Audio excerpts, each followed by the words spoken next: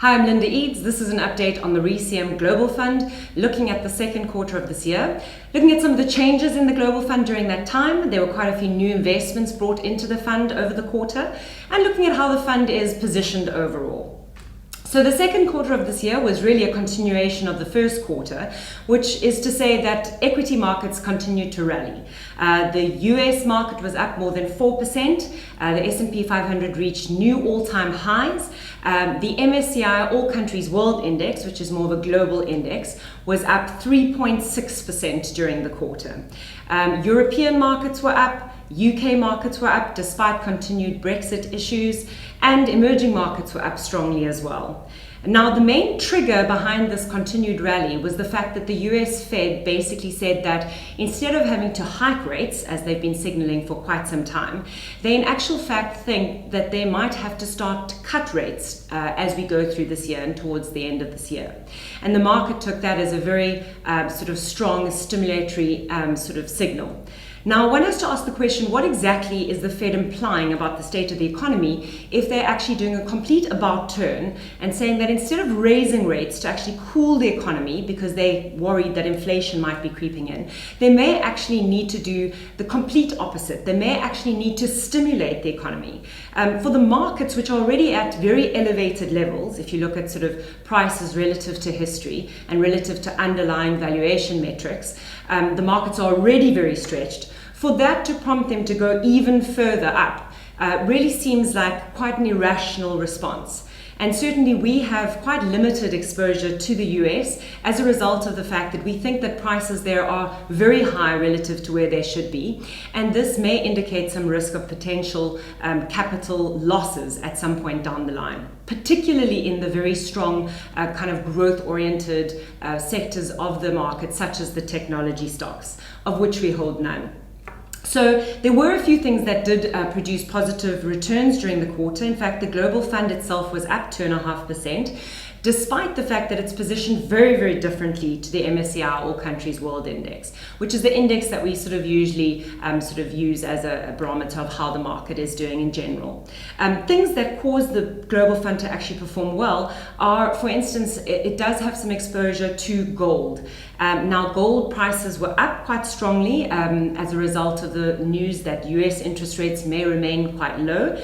And we have a sort of around about a 5% exposure to gold in general, and that's through a mix of not only gold producers such as AngloGold, Barrick, Newmont. It also includes exposure to a bullion reserve fund, which is called the Top 4 Bullion Reserve Fund, which actually is a fund which has physical gold in vaults around the world. And that really is a little bit of an insurance against a huge calamity in the markets, and certainly that has proved to produce some returns in this environment where perhaps we're not seeing such a strong kind of economic situation going forward.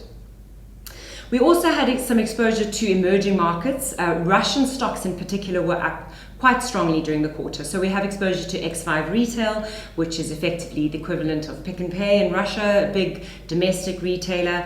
We have exposure to Gazprom. We have exposure to Sberbank, all of which were up strongly during the quarter. We also have exposure to a Brazilian private bank, Itaú Unibanco, which was also up quite strongly during the quarter. What detracted from returns was the fact that Tesco, being more of a domestically focused business, did come under a bit of pressure with Brexit going back and forth.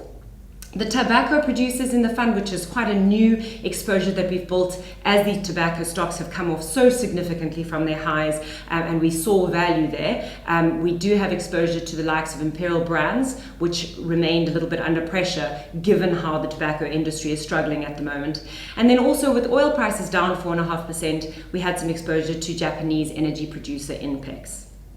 In terms of looking at the way that the global fund is positioned, we have a very diversified set of assets which perform quite differently given different circumstances. And the thing that they have in common really is that they are all generally very good businesses, and they're all priced very attractively at this point in time for some reason or another. Either that is a reason specific to the company, they may have made some missteps more recently, it can be a whole geography that has been out of favor, such as the UK exposure that we have, or it can be something which is more economic in nature, the fact that their revenues are tied to a particular economic cycle which has been under pressure.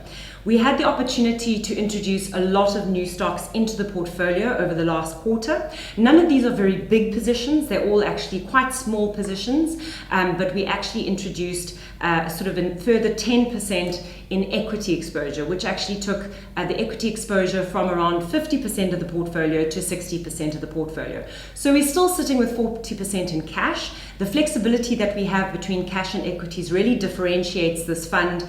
It usually does stand us in good stead when markets do come under pressure. The last time we had this much cash in the global fund was actually just before the financial crisis. We then increased the exposure to equities to the mid-90s when stocks did become cheap after that.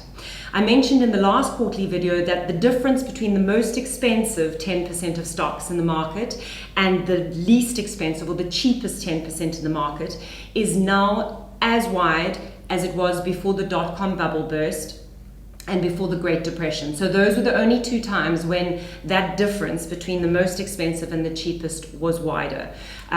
We think that that does not bode very well if you're on the side of the expensive stocks. Of course, being value investors, we are particularly focused on buying those assets which are very undervalued relative to their underlying fundamental value.